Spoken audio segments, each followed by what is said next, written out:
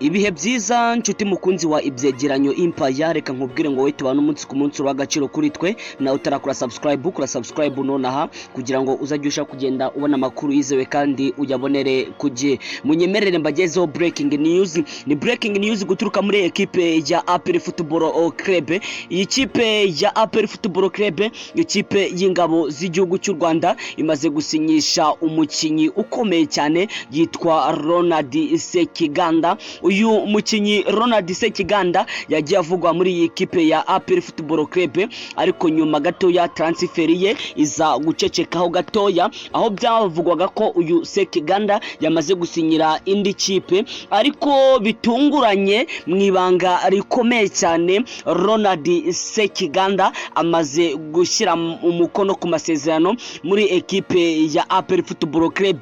Na amasezerano y'imyaka 2, azajya yambara nomero 19 mu mugongo. Ikipe ya APR Football Club ibicishije ku rukuta rwa X, iyi ngiyi yahoze ari Twitter, banditse bati twishimiye kwakira Ronald Sekiganda mu muryango wa APR Football Club.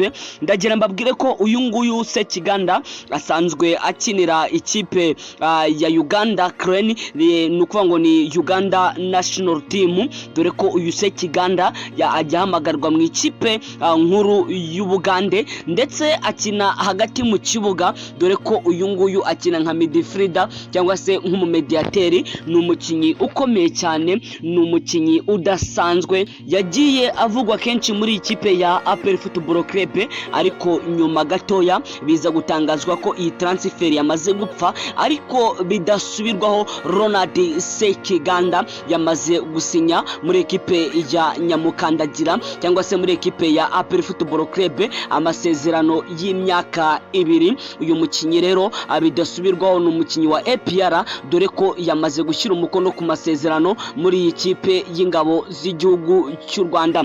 Nshuti mukunzi wa ibyegeranyo Empire, reka nkubwire ngo kora subscribe ukore kunzogera kugira ngo uzajye kugenda ubona amakuru yizewe na breaking news kandi ubibonere ku gihe. Ndagushimiye cyane.